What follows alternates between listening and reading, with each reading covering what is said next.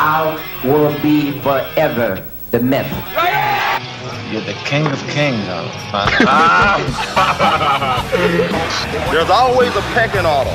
The little packers never mess with the big packers. So I'm a rooster, and he's a chicken, so to speak.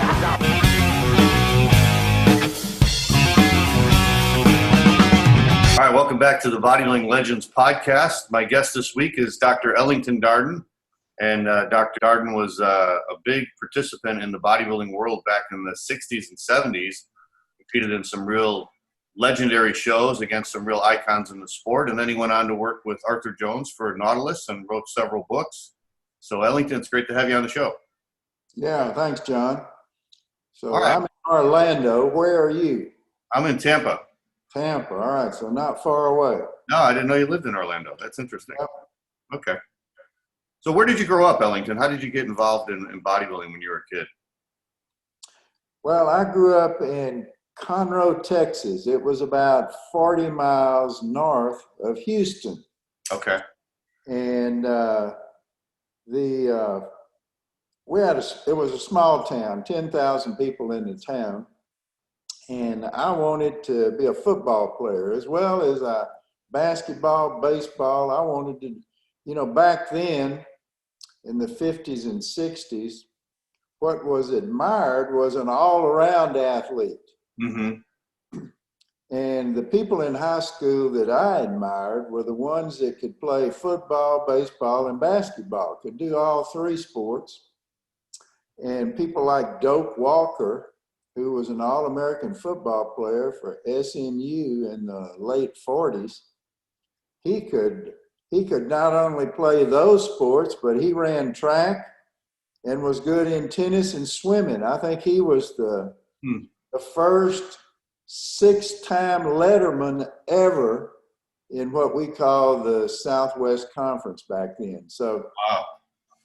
I wanted to be good in sports, and I was about 5'10" and weighed 130 pounds. I was skinny. And so I wanted to be bigger and stronger. And when I was, in the 8th grade, I guess that was about 1957 or so, Mm-hmm. we had a new football coach that came into the high school, and he brought some Health Ways barbells. He had about 10 sets of them. And most of them were at the high school, but there were 3 that he brought over to the junior high school. And we had an old coach there that had been in the military, and he lined us up out in the open field with 3 barbells, and we had about 15 guys behind each one, and you'd do curls or you'd do presses. You'd rotate around. So that was my introduction. I liked it back then. Yeah, back then they didn't want athletes lifting weights, right? So that was probably unusual that That's true. That's true. But we had such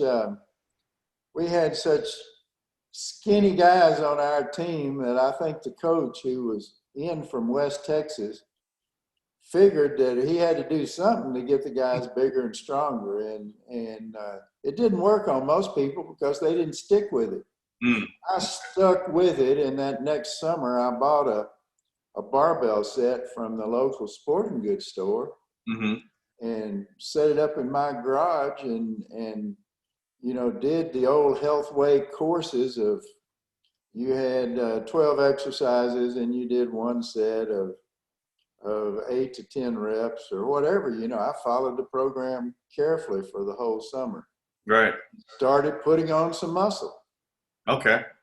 So what was your genetics like for bodybuilding? I mean, were you putting on muscle pretty quickly, or was it a struggle? Yeah, my mother was 5'10" and had broad shoulders. Okay. My father was 5'6", but he also had broad shoulders. Okay. So I had better than average genetics, and I worked at it consistently. So I put on about 15 pounds every year for the next 5 or 6 years. Oh, wow. During the summer. And when I was a senior in high school, I weighed 190 I think 193 pounds. Wow, that's pretty big. Which was big then. I mean, you know, we had like 400 people in our high school, and there might have been 2 or 3 of them guys that weighed over 200 pounds. Yeah. But 2 of the 3 were fat, you know, so right. A 200 pound or even 190 pound athlete was considered to be big and strong then. And that's what I wanted to be, big and strong.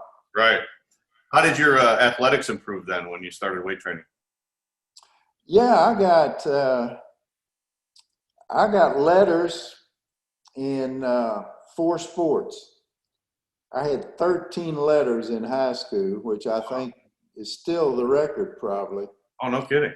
So I was pretty good in all of the major sports and went to Baylor University in 1962 and played football for 2 years. And that kind of spurred me to go into bodybuilding because there was a bodybuilding gym there in Waco, Texas that I joined and got a lot of learning from.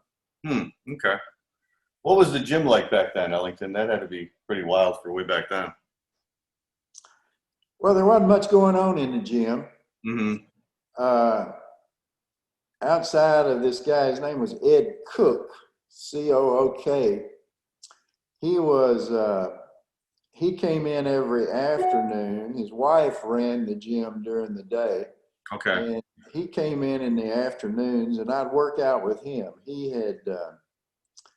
had won some major contests and come close to winning some regional contests. And he had a real good physique and this, you know, very muscular, good abdominals. And I would go around to the shows with him starting in 1964. They had, in Texas, they had some junior or novice contests. So I entered 5 or 6 novice contests before I finally won. Okay. Moved up the ladder. So that was kind of interesting, yeah. Tell me about the shows back then, Ellington, because I heard all these stories about how the AAU used to hold contests back in the 60s. They used to do it after the weightlifting, and they would just have that one little light bulb hanging from, you know, you'd have to stand on the posing platform with the light. Yeah, most of these contests were held in a basketball court, usually in a YMCA type setting. Okay. And you're right. They had a spotlight above hooked to the basketball goal. And you had to go out and do your posing that way. And there would be 8 or 10 guys in the contest. And it was usually after a powerlifting meet. In Texas in 1964 through 1970, powerlifting was getting to be a major undertaking.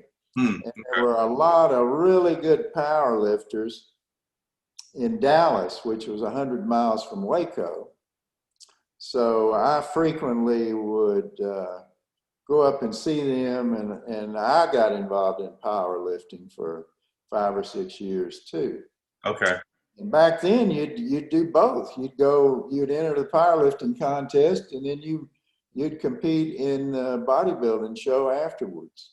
Oh, really? Okay. A lot of people did, yeah. Yeah. Did you do that? Yeah, I did that. I won some powerlifting contest in the novice level.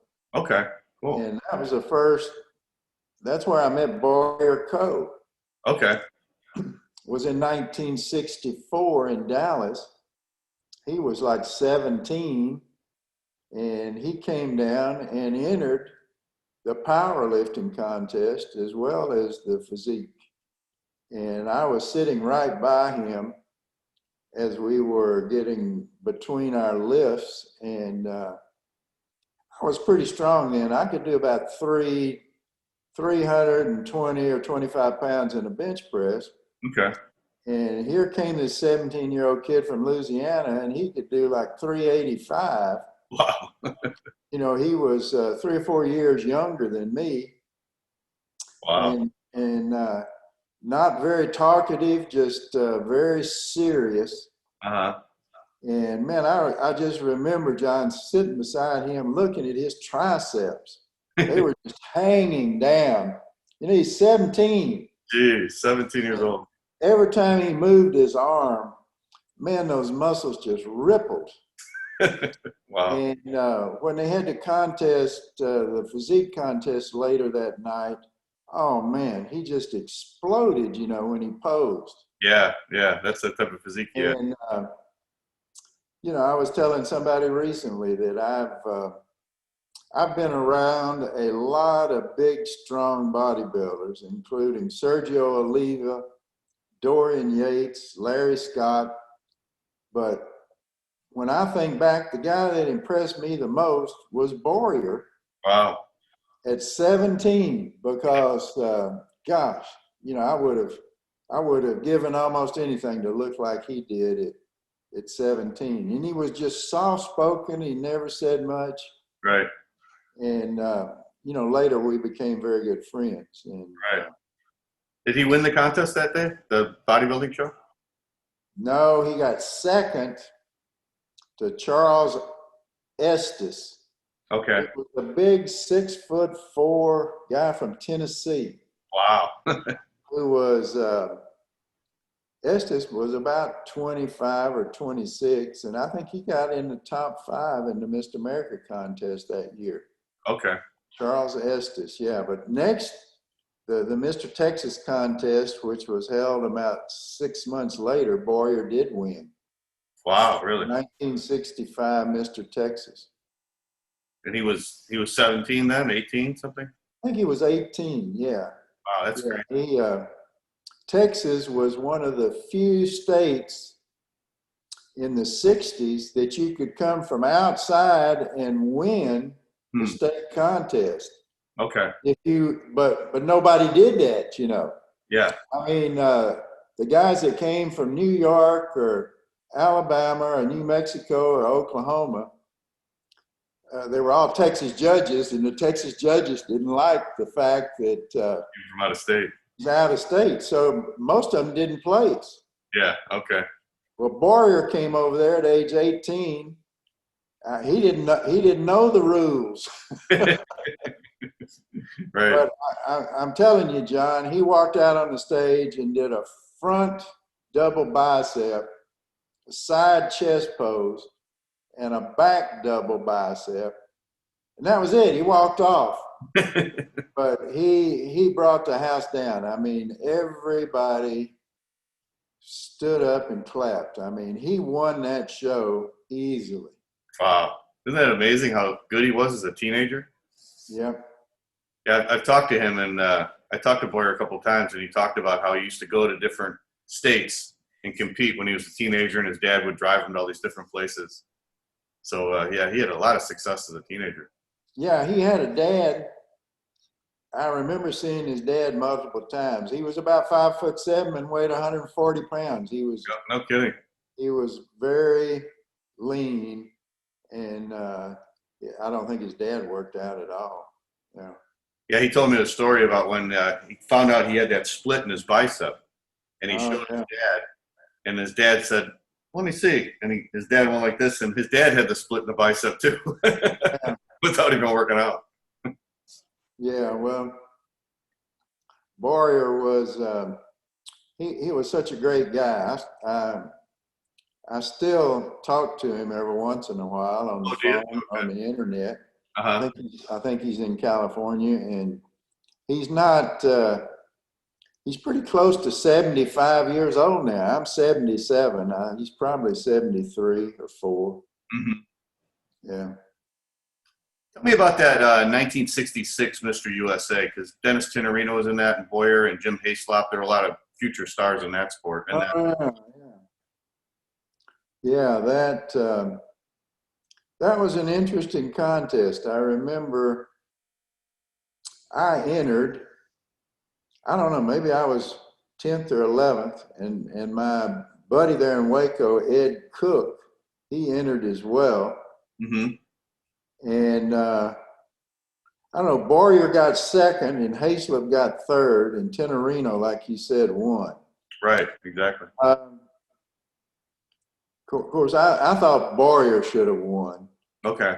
When you look at the pictures, Tinerino had a real good physique. And, back in those days, to win the Mr. USA or to win the Mr. America, you sort of had to work your way up.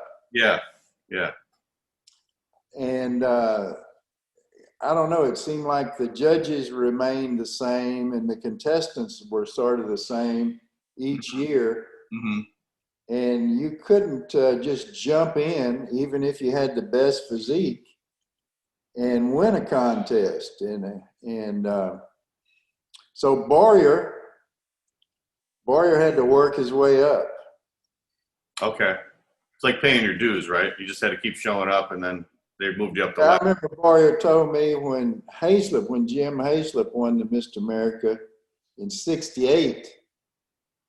Yeah. He got the most applause, and he should have won that year. Right. But he didn't. He got second. And the next year, a lot of people thought Boyer was not as good in '69 as he was in '68. Okay. And that maybe Chris Dickerson should have won in '69, but he didn't. He got second, and Boyer won first in '69. You were in that show too, right? You were in that. Yeah. Yeah. Yeah, that was a good show.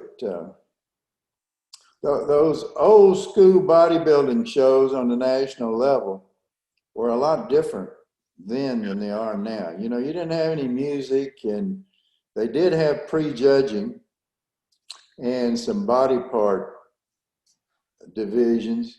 Mm-hmm. And most people you could talk to them. They were friendly, and all the guys got along.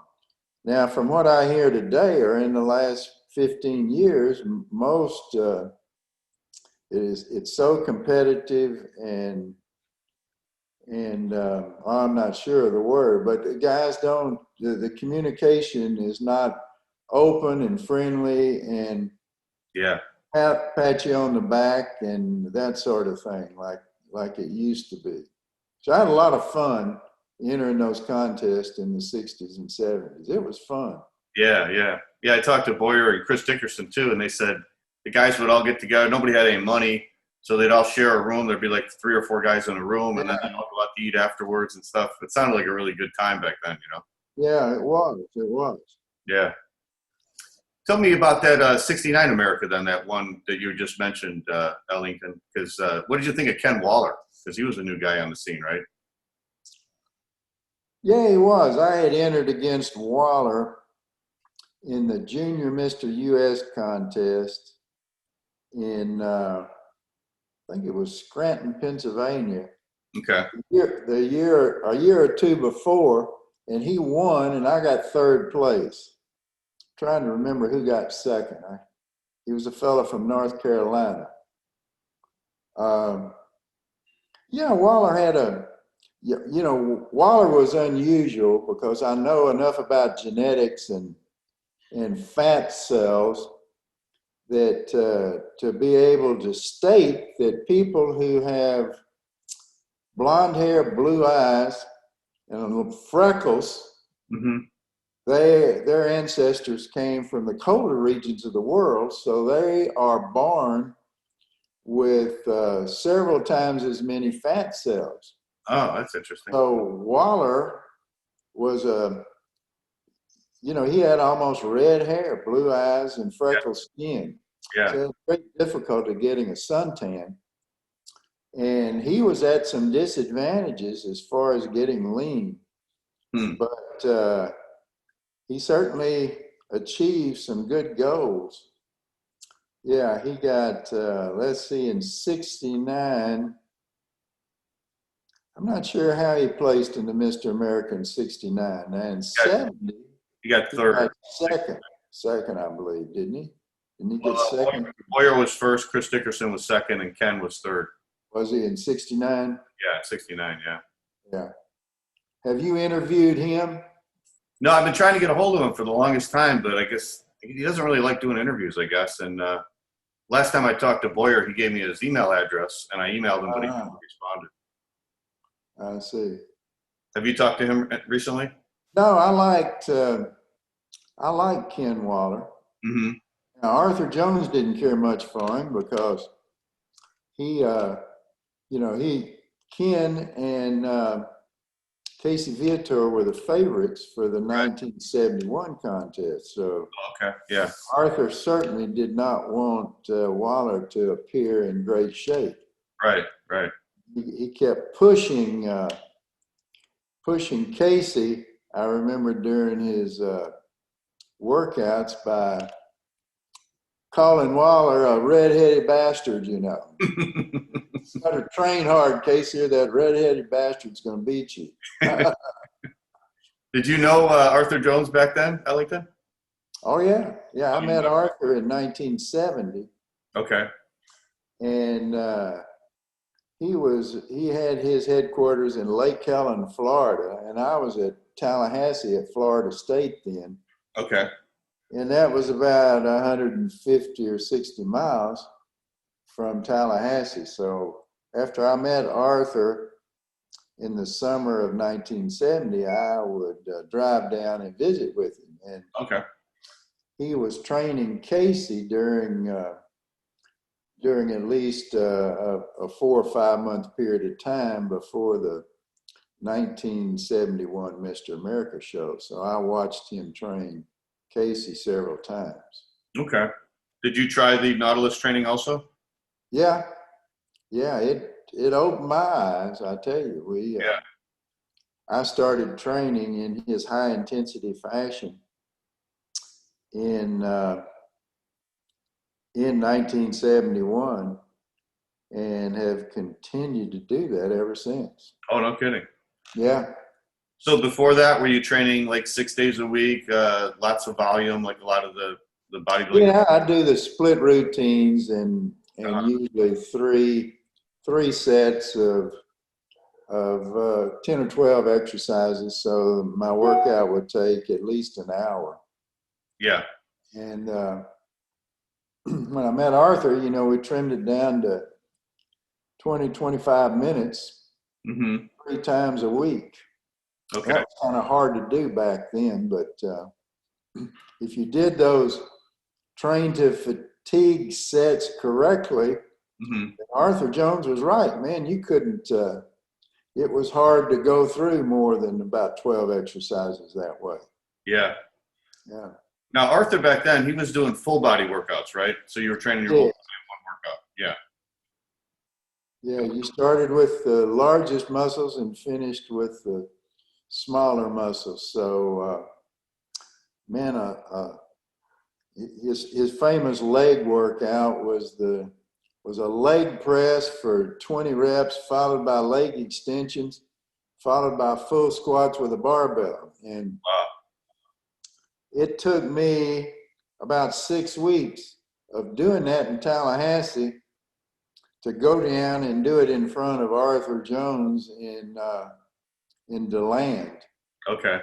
And but I got to where I could do it and do the last exercise, which was a barbell squat with 315 pounds. Wow, you did 315 after all the other stuff before. Yeah, Casey would do 500 and something. Gee, really? Wow. Yeah, he was phenomenal back then. And he was 19 years old, right? At the time. Yeah, and just I remember before he won the Mr. America, I watched him train. I guess it was 2 or 3 nights before the contest. And Arthur had him take off his shirt at the end of the workout. I remember he did about 25 dips. That was his last exercise. Okay. And this was after working his arms to exhaustion, Yeah. On Arthur's bicep tricep machine. And Arthur had him take off his shirt and do some poses. Well, his from front to back, it seemed like it was about 2 feet thick in his arms and shoulders. Mm-hmm. Well, sweat was just rolling off of him, but I've never seen such thickness and muscularity as he had. Yeah. Wow, what a phenomenon. Yeah. Tell me a little bit more about those workouts, Ellington, because I've heard some people talk about it, like how Arthur used to do it. You would basically train your whole body in one workout, but you're just doing one set. And like Arthur was doing it, he was doing 3 exercises for legs. Did he do that with all the body parts? Did he combine exercises for chest and back to completely exhaust the muscle?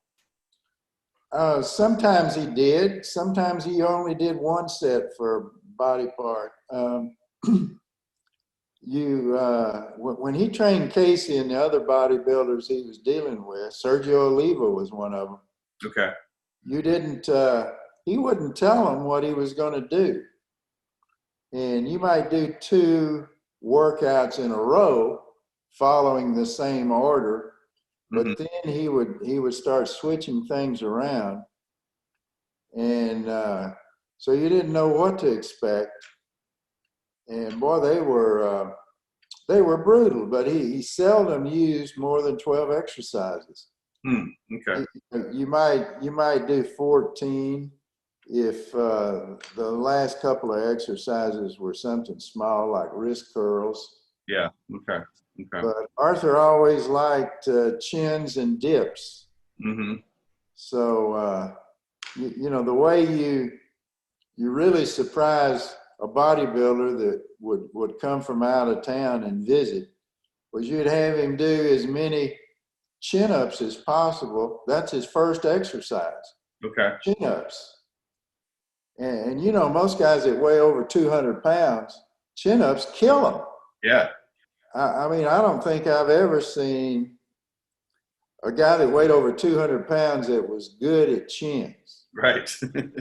Like Boyer, when he weighed 180 or 185, he could probably do 30 chin-ups. But man, he had these huge arms. Yeah. And I've seen some other guys in Texas, Ronnie Ray, who was a champion bench presser. Before he was a champion bench presser, he had huge arms, and he was only like 5 foot tall and weighed 140 pounds. But he could do 33 chin-ups. Okay. So Arthur was good at chin-ups. I think he could do 15 chin-ups at one. Oh, really? Okay. Yeah. But that's the way you put a big guy down. Yeah. You start him off on something that you'd think these big guys could do chin-ups, but they can't.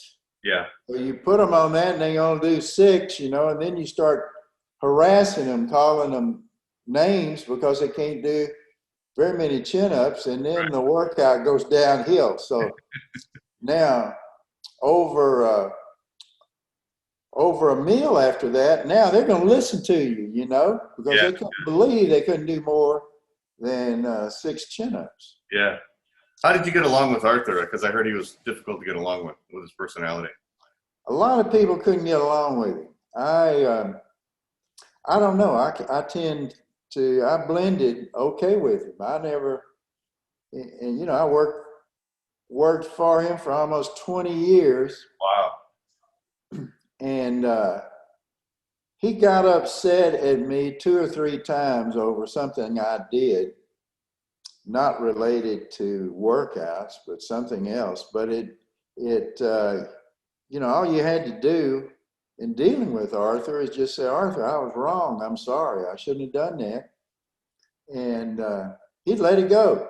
Mm-hmm. But if you tried to argue with him, or if you said, no, I didn't do that, or if you tried to pull a fast one on him, then he would earmark you as being not the type of guy that he wanted around. And then you would get harassed unbelievably.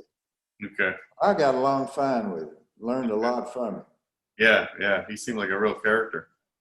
Did he have all those reptiles at his farm back then when you were visiting him in the early 70s? Yeah, he sure did. He had a big alligator on the side of his office, and eventually had 40 or 50 or more of them. Mm-hmm. And got into big snakes and finally had about 70 elephants and a big gorilla. So Holy he cow. just liked, he liked big bodybuilders, and he liked big animals and things done in a big way. Yeah. So, And he was really, Arthur was against steroids too, wasn't he? He thought, oh yeah, natural. Yeah. very much so. That's He interesting. just didn't think you needed them. Of course, later on, 25 years later, I don't think he realized that the bodybuilders that were involved were taking such massive amounts. Yeah. And the research that was done by the medical community back in the 70s and 80s only used the small amounts Mm-hmm. of testosterone and other hormones. And when they did that, they didn't get much in the way of muscle building results, Yeah. So the scientific idea was that they don't help very much. Mm-hmm. Right. What was the kind of use that they were using back in the 60s and 70s? How much were guys using back then? Well, I remember the drug of choice was Dianabol. It seems like the power lifters seemed to be into it more than the bodybuilders were. Okay. But I don't think anybody involved in powerlifting was taking more than, 15, 20 milligrams, those small pills a day. Yeah, right. So. Yeah, it seems today, when I talk to some of the bodybuilders today, the current bodybuilders, a lot of them are using a lot of testosterone. And when I got involved in bodybuilding in the late 70s, it seemed like testosterone was more for the football players, powerlifters, and the bodybuilders, like you said, they use more Dianabol and Decadural and things like that. But it seems like everybody now is using a lot of testosterone, really high dosages of that. Yeah. Well, I didn't want to get involved with it back then, and I certainly didn't want to even come close to Arthur Jones thinking that I was involved with it. So Right. Arthur would have pistol whipped just about anybody that came through there that was taking any kind of drugs, including smoking marijuana. Yeah, he was really against that too. Yeah. Yeah, I wanted to ask you about genetics. I think you've written about this in your books, and you just mentioned it a few minutes ago. When you look at some of those bodybuilders that we talked about, like Boyer Coe and Casey Vidor and Sergio Oliva, what would you say about how would you determine the genetics of those guys? Would you go by bone structure, muscle cells, the attachments, things like that? Well, it's mostly the length of the muscle itself, the contractile tissue. Okay. And it's like Arthur used to say, once you understand what to look for, and you got to have a fairly lean individual to begin with, where you can see, where the muscles attach to the tendons. But he said it was just like beef cattle or looking at horses. If you know what to look for, you can tell it at a fairly early age, and you can direct people in the right direction. There was a guy that wrote a book 10 or 15 years ago. It was called Athletes, and he went to the Olympics, and he took pictures of most of the athletes in posing trunks. Okay. And he had everything from ping pong all the way up to bodybuilders and weightlifters, soccer players. And you could line all these people up, and you could see at a glance the fact, you didn't have to even measure people to know that tall athletes do well in basketball, short athletes do well in gymnastics. Mm-hmm. Medium athletes do well in a lot of different sports. And then you could just see the classifications and how these champion Olympic athletes look different, sport by sport. Yeah. And Arthur used to say that genetics are not the key factor in sports.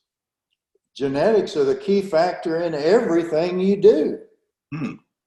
Said from the way you think to the shape of your body to your actions. Wow.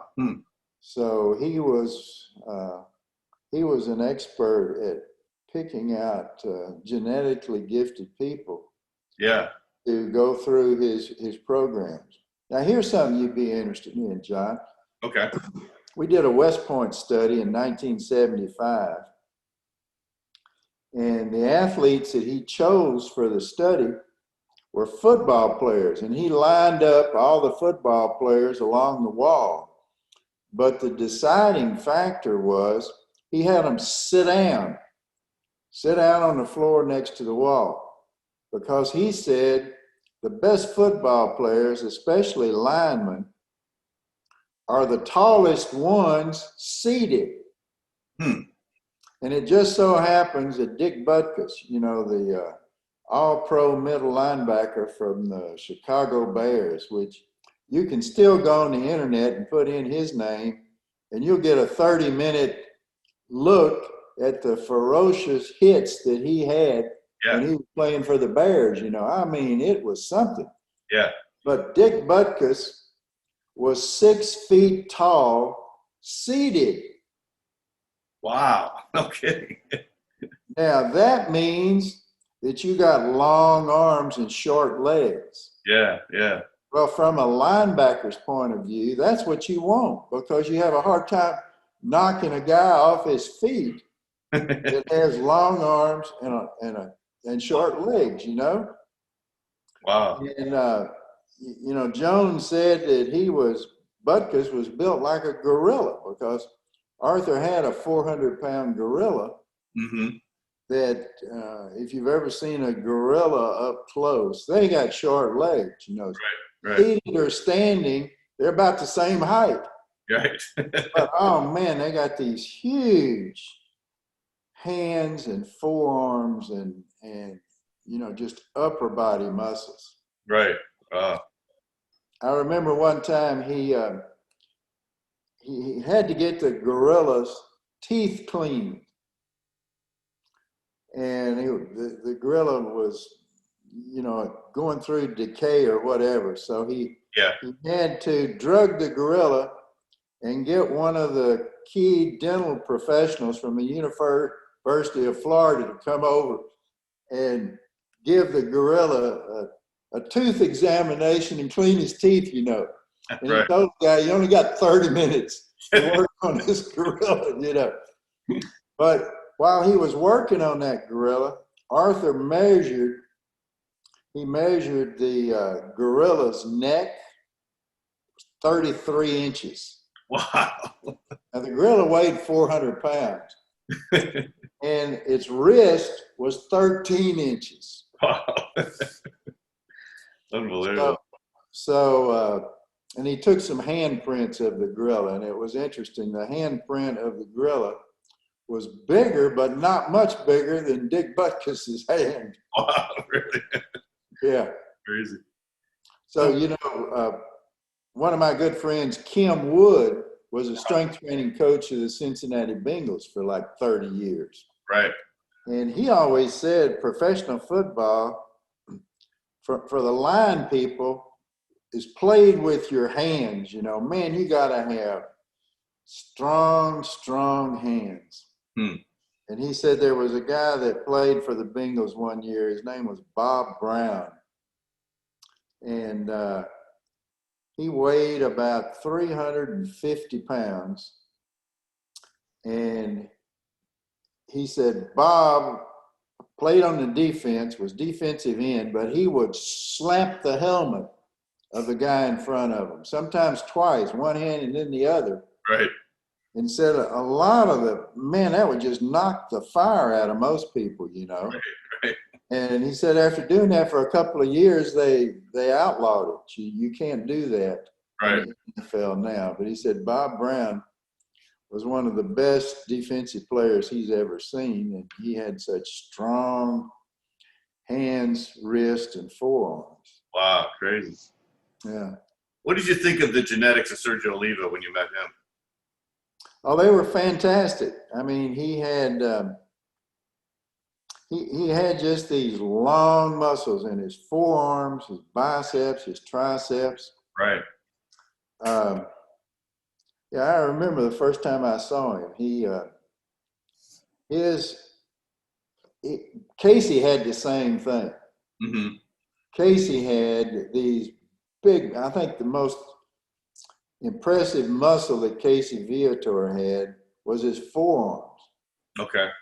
I mean, he just had, looked like a football, one side of a football from his thumb right down to his elbow. I mean, you know, his forearm came out huge. Yeah. And Sergio had the same thing. And Arthur always said that Sergio's arms would have contracted beyond what he measured them, and I think it was 20 1/4, that they would have actually been bigger than that if he could have contracted them fully. But he couldn't because his forearm ran into his bicep. You know, he couldn't come up another 15 degrees to get a full peak on his bicep.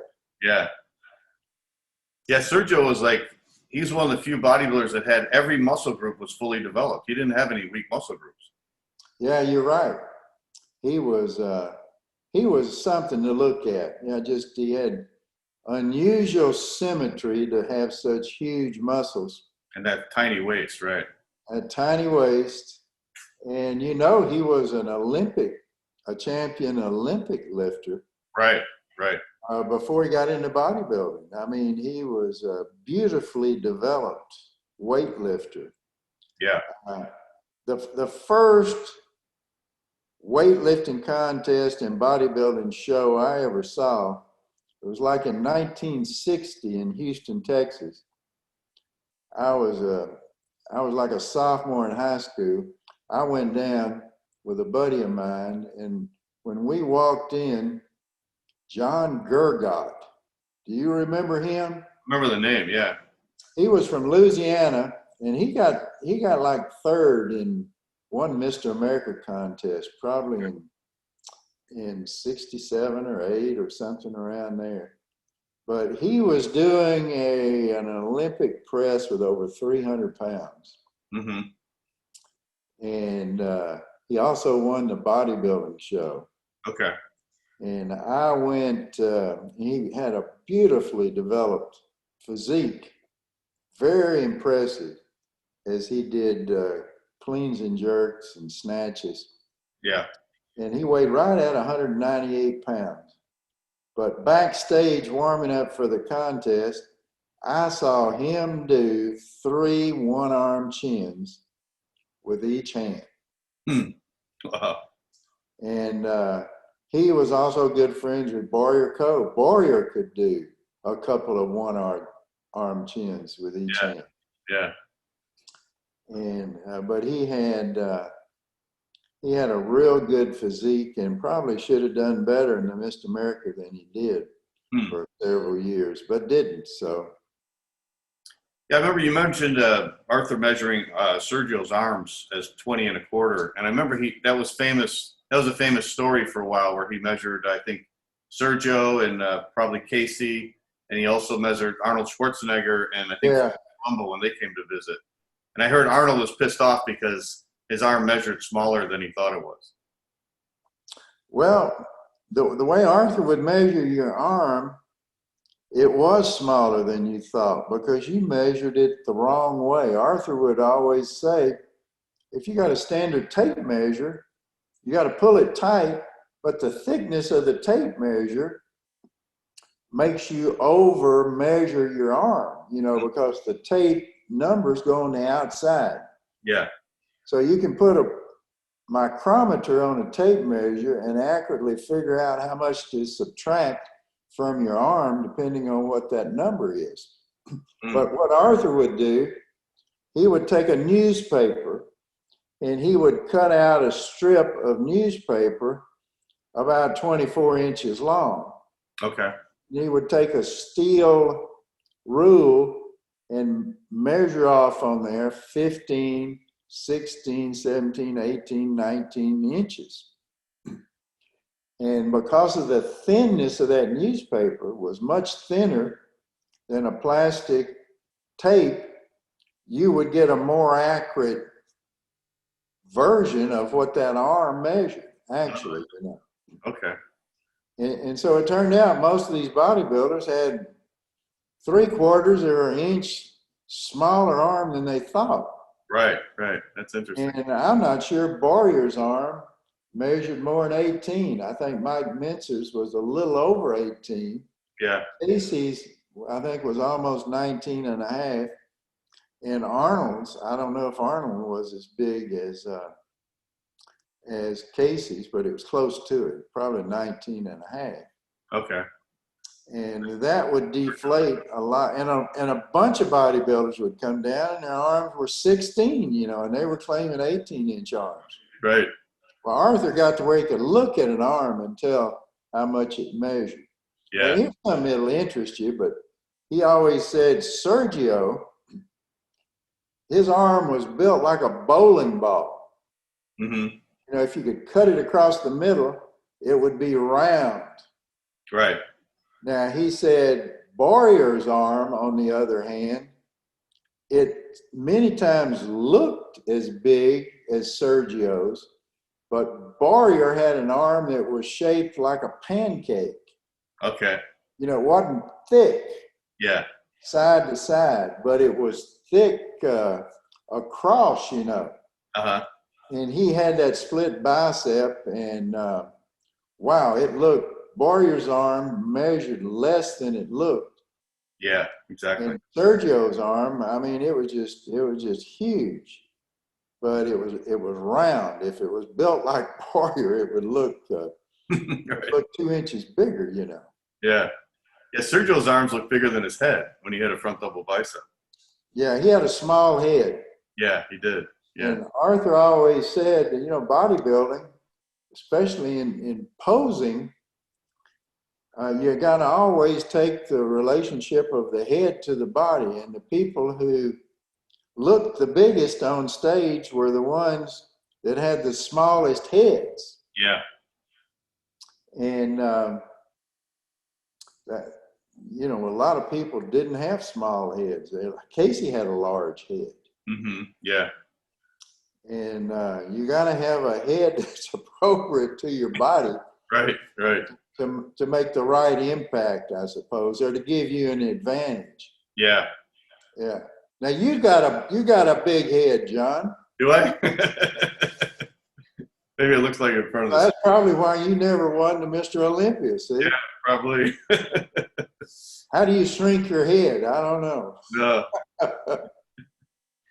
Yeah, I look at bodybuilder structures all the time, I guess because I come from the early days of bodybuilding in the 70s and 80s, you know. So whenever I see a new bodybuilder, I'll look at how long their torso is compared to their legs, and I'll look at the different muscle shapes and stuff.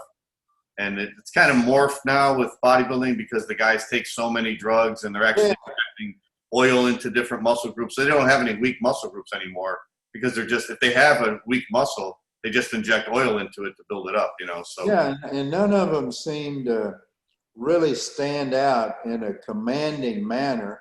Right. Like the guys in the 70s and 80s did. Yeah. Yeah. And of course, like you said, when you take growth hormone, from what I've read, Mm-hmm. you get growth of the skeletal muscles, but you also get growth of the liver and the spleen and Yeah. and even the stomach. You know, it's an internal organ. So you get these distorted looks. Yeah. Yeah. That I don't know. They're distorted looks. Yeah. That's one of the things I loved about the bodybuilders of the old days was everybody had a unique look. Everybody had unique muscle shapes, unique structure, and you could tell them all apart. You know, if you ever saw them in a lineup, like when they do the Mr. Olympia with the silhouettes, you could easily determine who each guy was by They had personalities that were different. Yeah. Yeah, exactly. You know, they were, and seems like all of them were approachable, you know? Mm-hmm. Yeah. Even Dorian Yates. Have you met him in person? Oh yeah, I've interviewed him. He's a great guy. Yeah, he's a real great guy. And I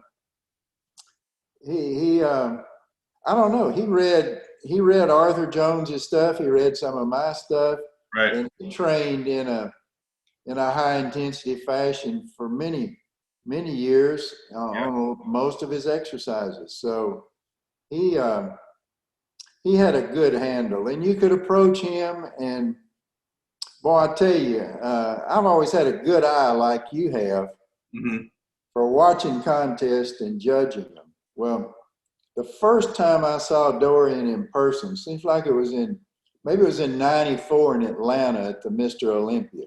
Yeah. Now, were you there? Did you watch that? It was the first time, I believe, they had the Mr. Olympia 2 or 3 years in a row in Atlanta. Right, I remember that. Yeah. And this was, I believe it was the first year. Maybe it was the second. '93 was the first year, I think, they did it. But I went down front to watch the contest, the prejudging, because my photography buddy, Chris Lunn, was right down there in the front area taking pictures. So I went down and slipped under the ropes, and Chris got me a chair to sit by. Okay. So, you know, I was 12, 15 feet from the stage to watch the guys. Yeah. And Dorian came out, and I remember when he posed his legs, boy, he would take the right leg and slam the heel down on the floor. And then he'd do the same thing with the left leg. And when he did that, man, the muscles would just ripple. Right. And that was the start of his posing routine. Yeah, yeah. And I remember when he finished and the other guys finished, this was during the prejudge, and Chris said, "Well, I think Dorian's got it." And I said, "You're right." And Chris said, "Boy, he did a good job of hiding that torn bicep, didn't he?" And I said, "What are you talking about, Chris?" And he said, "Well, he can't contract. You know, he had torn his bicep like 2 weeks before. Right. He didn't want surgery on it. So that thing was rolled up in his right arm, near his shoulder." Right. And so he comes out again that night, and I'm looking at that right arm now, and I can see what Chris was talking about. But even with my experienced eye, I didn't notice it. Wow. I didn't notice it during the prejudging. I mean, he hit it so well. Yeah. And was in and out of his double bicep pose and distracted everybody with his legs whamming, you know, that he won the contest hands down, and mentioned the torn bicep in his speech after winning the trophy, you know. Yeah, yeah. Which I thought was unusual. But anyway, Dorian, he had a heck of a physique, you know. Yeah, he sure did. He's a great interview, too. He's really sure is. His bodybuilding career and stuff. What did you think of Mike Mentzer when you met him? Well, I met Mike early on after Mike had seen Casey win the 71 Mr. America. He came down. I started working with Arthur Jones in the summer of 1973. Okay. And Mike came down about a month after I'd been there. And I took some pictures of him, and he was talkative, and he's very interested in Arthur Jones training him. And so I kept in touch with him, and had him write some introductions to some of my bodybuilding books that I wrote 5 or 6 years later. Okay. And I visited him in Los Angeles a couple of times. And Mike took me over to Joe Weider's headquarters in, I believe it was 1977 or 78. Okay. And I took some pictures of Mike training on Nautilus equipment at Sean Harrington's gym near UCLA and used him in some of my books. He was in terrific shape then. Okay. And I think it was 78 he went on and won either Weider's, probably Mr. America contest, didn't he? He won the universe. There. Yeah, he won the universe in 78. That's where I would hear bits and pieces about Mike, and he and Ray came down several years later, and Arthur decided to hire them. Okay. And I thought, man, this is going to be a great opportunity for me to do some stuff with Mike. And Mike and Ray worked at the Nautilus plant in Lake Helen for about a year and a half. Okay. And we had a gym up on the hill. We had all these television studios in the back, and Mike and Ray stayed in the back. And John, in that whole year and a half period, Mike Mentzer never came into my office and talked to me. Wow. Never asked me anything about bodybuilding. And but Ray, his brother, came in frequently. I trained Ray a lot. Mm-hmm. Mike, this was after he had lost the Olympia to Arnold. Right. What year was that? 81 or 82? 1980. Well, it was just after that. And he was bitter. He was, I don't know what type of influence the drugs had on him. Mm-hmm. But he was not the same as I remember back in 77 and 78 and throughout the 70s. Wow. That's a shame. And Arthur ended up firing both Mike and Ray because he couldn't get consistent work out of either one of them. Wow. So it was, it was a shame. That's really messed him up. You know, it seemed like it messed up the rest of his life, you know. Now, Ray may have been the strongest bodybuilder I ever trained. Ray and Casey. Really? Yeah, Ray was very strong. And at that time, he weighed about 260 pounds. And professional bodybuilding at that time, you didn't have anybody weighing 260 pounds. Right. Ray was the first guy that weighed that much. And I remember the old school guy, Vic Tanny, who started gyms all over the United States and had the first muscle building gym in Los Angeles back in the 40s. Wow. Vic Tanny. He visited us, and I remember him saying about Ray, oh my gosh, if Ray would have been walking Muscle Beach in the 40s, it would have been, you know, people wouldn't have believed that he could have, he was that big. Yeah. I heard a lot. Close to Steve Reeves and some of those other guys back then, as well as his brother, you know. Yeah. Yeah, I heard that about Ray. I heard he was really a big guy, really good genetics for strength and size, and his arms were really big too, right? When Arthur. I measured his arms at over 20 inches. Yeah.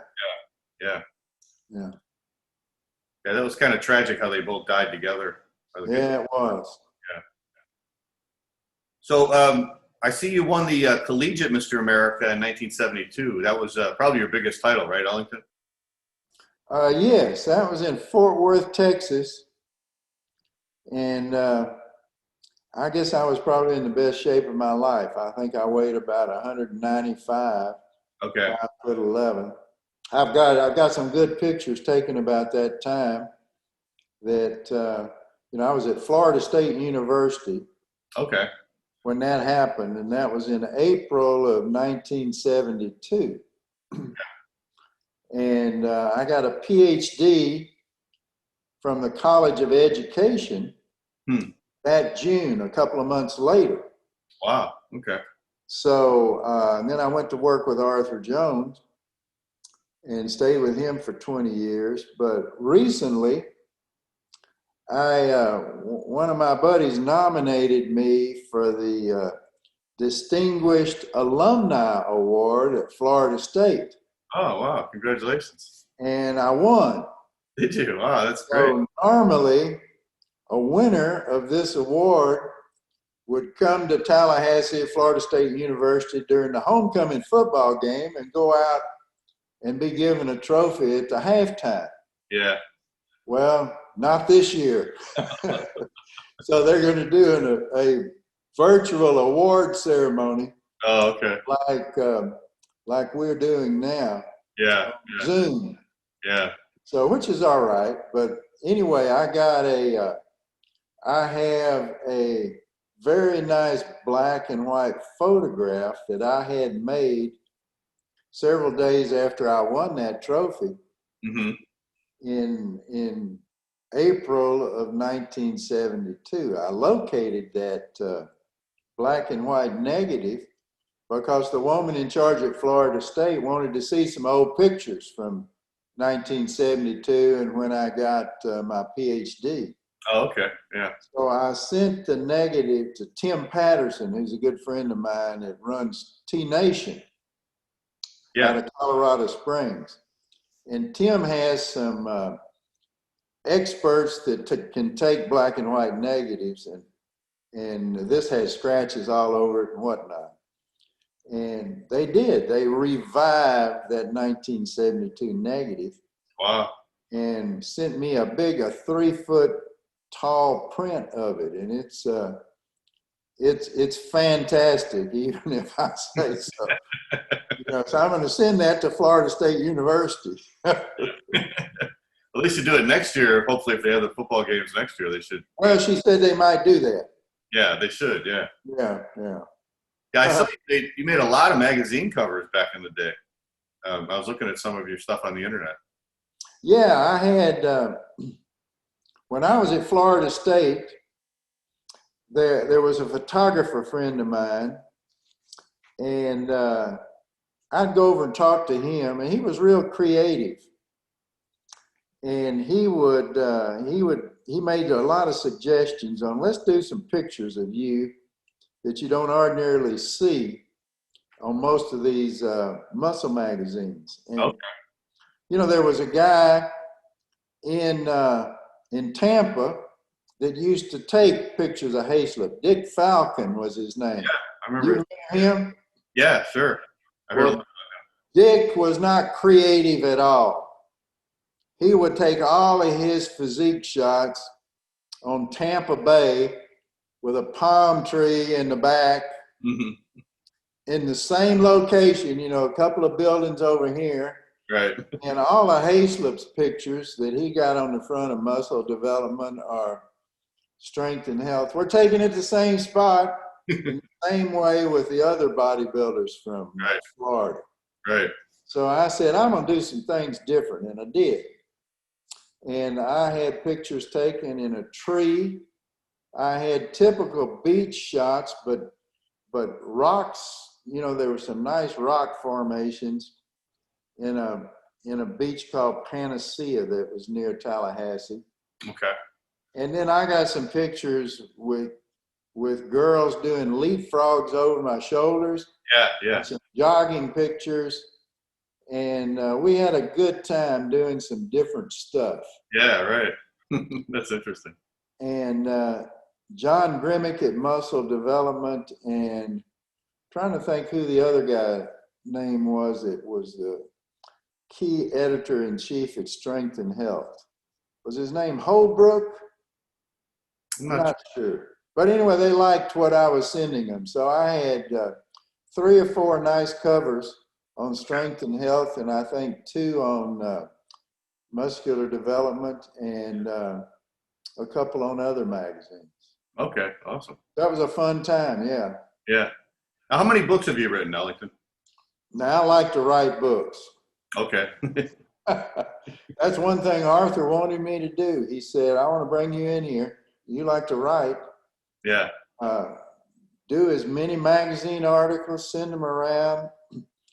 So I think if you look at all the editions, I've written 75 or 76.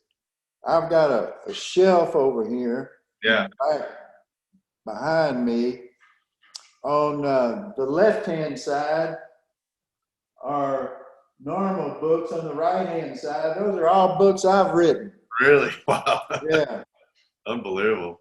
So, yeah, I like to write books. And, you know, I've got an 18-year-old son who doesn't like to read. Right. And I've trained him 500 times, and he hasn't read one page in any of my books. But he uses a phone. You know, he lost his phone. He's at Florida State now. Okay. He lost his phone 2 days ago, and he's just been going haywire. We got to get him a new phone. You know, it takes about 3 or 4 days to do that. Right. But if he can't put it on his phone, he's not going to read it. Right. I know. Yeah. Isn't that something? Yeah, it's a lost art reading books. I know. It's a shame. Yeah, it really is. You know, there's an interesting story about reading and writing. When I started to work with Arthur Jones, a writer from Sports Illustrated visited the Nautilus headquarters. Okay. It must have been in 74 or 75. His name was Barry McDermott. And he wanted to do a big Sports Illustration article on Arthur Jones. Yeah. He did. It appeared, you know, months later in a spring issue of Sports Illustrated, and it was called See You Later, Alligator, I think. Something like that. Kind of had a humorous title. Yeah. But I've trained Barry 4 or 5 times while he visited the Nautilus headquarters. And I was very interested in writing articles for major magazines. And I asked Barry, I said, you know, Barry, how do you put together your material for Sports Illustrated? Because, man, Sports Illustrated was a huge circulating magazine then. Yeah. And he said, well, you got to have a good lead sentence. And I said, well, what's your lead sentence in this Arthur Jones material that you're putting together? Mm-hmm. And he had been all over with Arthur, interviewing friends of Arthur's and enemies of Arthur's, and he was well into this for about 6 weeks. Okay. And here's what his lead sentence was. He speaks in capital letters.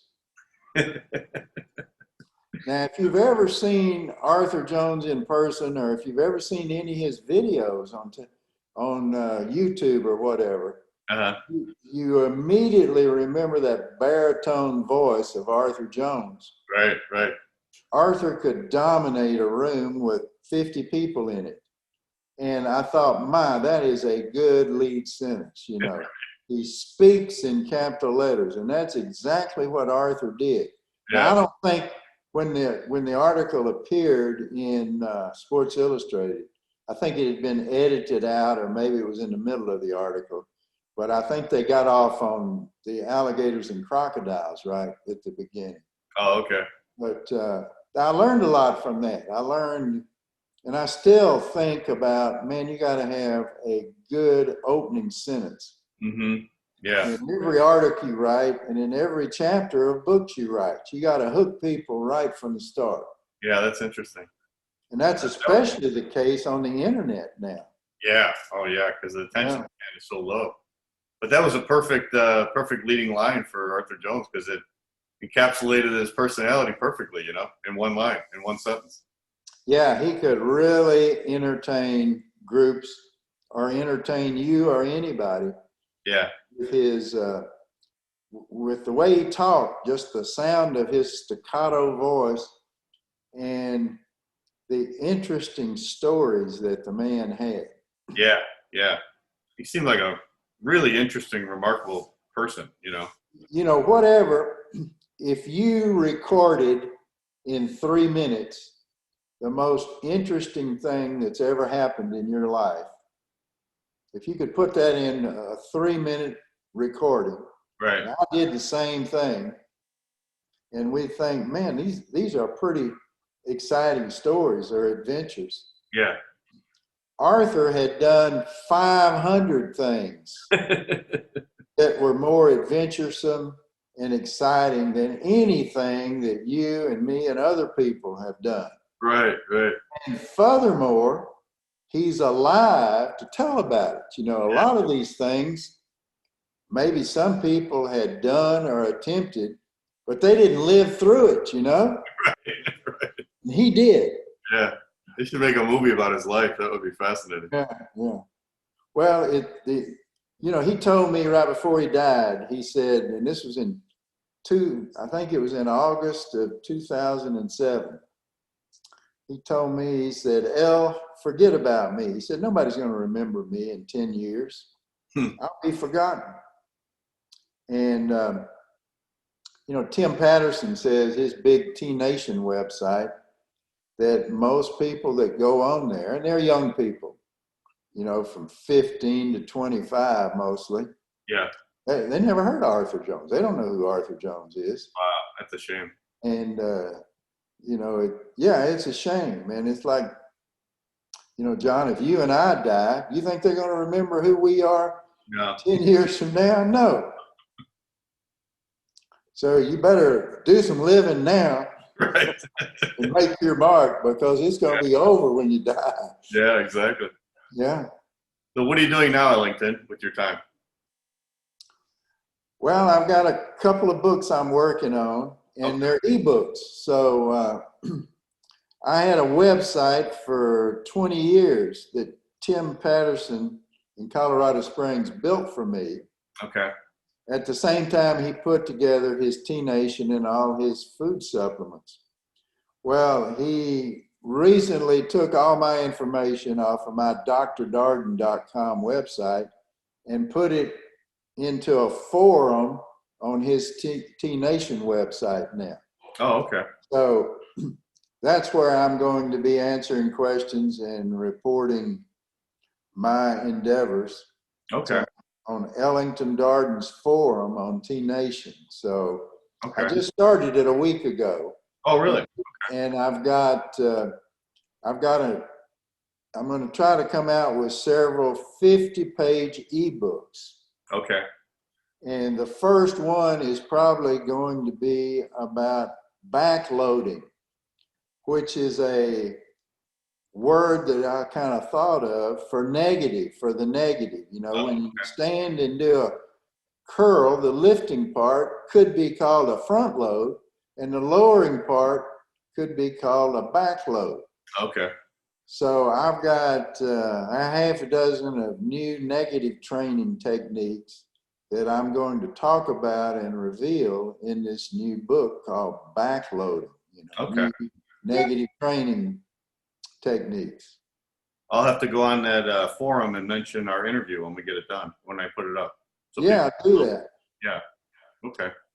So how does your website work here with these Zoom broadcasts or pods or whatever? Yeah, I started the podcast 3 years ago. Before that, I was doing occasional interviews with some of the big names like Boyer Coe, Chris Dickerson, some of the old legends. And we would do Skype interviews that were like 2 hours long about their whole career. And I would throw in pictures of them, from the old days, videos, if I had the videos. So from there, I decided to start a weekly podcast. So we started the podcast 3 years ago in 2017. And now more recently, I've been doing the interviews on Zoom. So I'm able to take it also and put it on YouTube. So now we have a podcast, which is audio. And then we also have it on YouTube. And then on YouTube, I'm able again to add some pictures and some videos and things like that. So so I got 2 channels now. I got the YouTube and then I got the podcast. So 2 different things. So you can reach a pretty good audience with these Zoom interviews now, huh? Yeah. The audience is building. People really love them because I don't think nobody's really talking about the old days. There's a lot of YouTube channels on bodybuilding talking about what's going on now, the current contest, the current guys. But not too many people are talking about the old bodybuilders. And we're losing a lot of these guys. A lot of them are passing away. Yeah, right. I'm trying to interview them before they go because I want to hear the stories from them so I can hear the exactly what happened. it's not just something you read on the internet, but you're hearing it from the horse's mouth, Well, it's interesting because most of the money put in marketing today, they push new. I mean, you got to have something that's NEW, that's new and different. Yeah. And unfortunately, a lot of the readers and the listeners, they don't realize that a lot of the old concepts, the old routines, old diets, for example, were very effective and probably something you could do in a more efficient manner than all the new stuff today. Yeah, yeah. So just because old is connected to it doesn't mean that it's obsolete or outdated or doesn't work. Right. Because, my diet that I have people on to lose fat is right from the 1970s. But my gosh, does it work? I mean, with the before and after pictures and the archives of people and measurements and photographs that I have now, compared to what's available today, my stuff works 3 or 4 times better. Wow, really? Yeah, but it's hard to get that across to young people who want the latest. Yeah. The latest and greatest. You'll have to put a new spin on it and say it's a new diet. Yeah. Then people will be interested in it. Maybe so. Yeah. New is a good word. It's one of the top 10 words in advertising. Oh, yeah? Okay. Old is not, well, Patterson told me that old school training, that concept is making a comeback on his website. Good. Yeah. More and more people seem to be interested in, just like you're saying. Yeah. What happened in the 70s and 80s. Right. And then before that, in the 40s and 50s and 60s, how old are you, John? 57. 57. So you never had a chance to visit the old Muscle Beach in the 50s, but I went out there in 1963. It was just after the original Muscle Beach closed, but everything had been moved to Venice, and it was much the same. And I had a great time. And I went back 4 or 5 years later, and it was gone. Oh, wow. Yeah. It had been modernized, Yeah. But if you go through the internet and look at a lot of the old pictures from the 40s and 50s that were taken on Muscle Beach during contests or during competitions, boy, you just get excited looking at the way people were built and the faces of the crowd that was there. They had 5, 6, 7,000 people that would show up on a weekend and watch these guys train. Wow, amazing. Yeah. Was that the one that was in Santa Monica? The original? The original one was in Santa Monica, not far from the pier. The one I visited was in Venice, which was a couple of miles down.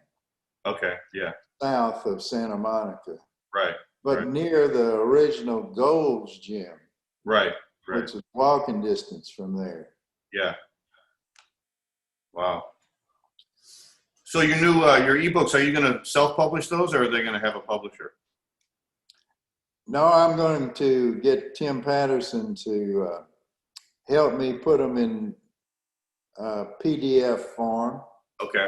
He knows how to do that and make them available. Okay.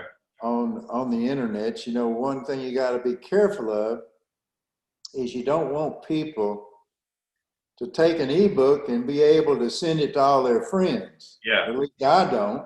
Yeah. So he's got a way of making it not, you just can't do that. Okay. Okay.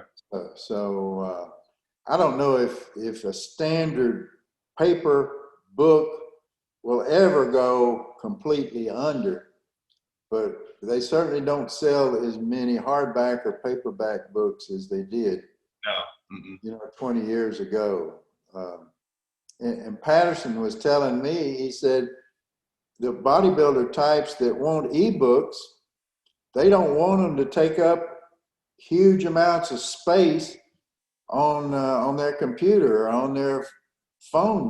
They don't want more than 50 pages. Right. You can't if you can't put it in 50 pages, then don't do it.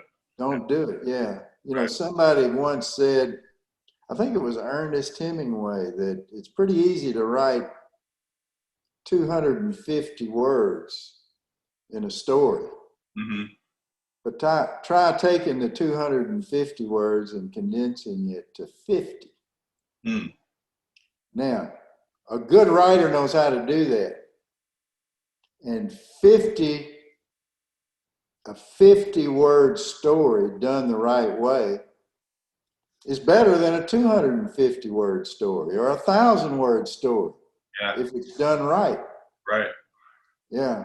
And these the YouTube stuff that you see on videos that go international or whatever, and a lot of the most popular TV programs. I don't know if you've ever watched Criminal Minds. Criminal Minds, yeah. Mm-hmm. Yeah, you ever watched that? I mean, it's I've been watching some of them on Netflix, mm-hmm. but it's been around for 15 years. And boy, they move fast. You get an opening scene where somebody loses a head or gets a hand cut off with a cleaver. Right. I mean, man, they know how to hook you right up front. Right. And the same thing happens all the way through. They move fast and they get things done quickly. So yeah, my favorite TV show is The Wire that was on HBO, but that show builds slowly. It's almost like reading a novel. It takes like 4 episodes before it starts really moving along. And I've tried to get people to watch it, and nobody can watch it. They lose interest after the first 2 episodes because nobody's getting shot. There's no murders. There's no action, Well, my son, when he was about 15, I lassoed him and I said, Tyler, I want you to watch some of the best ever cowboy shows Western shows from my upbringing. Right. So he said, okay. So I found Butch Cassidy and the Sundance Kid. You remember that? Oh, yeah. I love that movie. Yeah. Paul Newman and Robert Redford. Right. So we sit down and put that on. John, I'm not kidding you. It moves so slow, Tyler couldn't watch it more than about 15 minutes. Right. I couldn't watch it 30 minutes. I don't remember that movie moving slow. Right. But it certainly did compared to what you see movie-wise today. Yeah. Butch Cassidy and the Sundance Kid. But a lot of times those old movies, they're not like you remember them, if you watch them again. It was a different time back then. It sure was. All right, Ellington. Well, thank you for joining me on the show. And I appreciate all your old stories. And I wish you the best with your new ebooks. And I hope you keep going because we really appreciate your writing. Well, thank you, John. I've had a big time. And just remember, man, there's power in the old school, those old ways. Absolutely. I agree with you 100%. You got to bring them back. Absolutely. We sure will. Yeah. All right. Thank you for joining me, and we'll talk again soon, hopefully. All right. Take care.